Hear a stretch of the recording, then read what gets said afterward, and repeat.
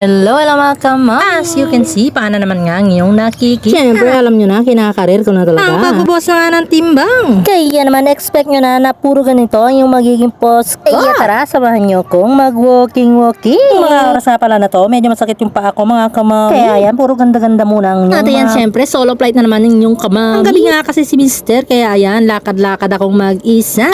Dahil masakit nga ang paa ng inyong kamami. Ayan nga, sa Infinity ako, naglakad-lakad at nag-ikot-ikot. Nga hindi naman ganun kadami ang tao dito mga kamami. Ayan nga, nakakapag-video ko at nakakapag-emote pa. Nahihiya pa kasi ako mag-video pag maraming tao. Medyo late na nga rin ako nagising, kaya ayan, tirik na ng araw mga kamami. Pero syempre, ayos lang para naman maarawan naman ang inyong kamami. Ganda nga rin pala maglakad-lakad dito mga kamami. Paano ba naman, konti lang yung mga tao. May mga nagja-jogging at nagwo-walking pero iilan nga lang yun. Iyan naman kung hindi ka mahilig sa matataong lugar, pwede dig ka dito mga kamami. Sa 2 weeks ko nga paglalakad mga kamami, nagbunga na nga ang aking mga pinagpaguran. 2 kilo nga nga yung nabawas sa akin mga kamami. O diba, saan ka pa? Dito ka na. Medyo hindi lang talaga halata na nabawasan ako ng timbang mga kamami. O diba? Pero kahit paano nga, ramdam ko na nabawasan ako ng timbang. Nung mga unang araw ko nga sa paglalakad, ramdam ko yung sakit ng katawan mga kamami. Parang susuko na talaga ako. Pero pag tinuloy mo nga, masasanay ka ng bonggang-bongga at hahanap-hanapin ng katawan mo yung mga ganitong moment. Mula nga nung mag-walking ako mga kamami, maaga na rin ako nagsasara sa aking mini store. Para naman din maaga ako magising at makapag-walking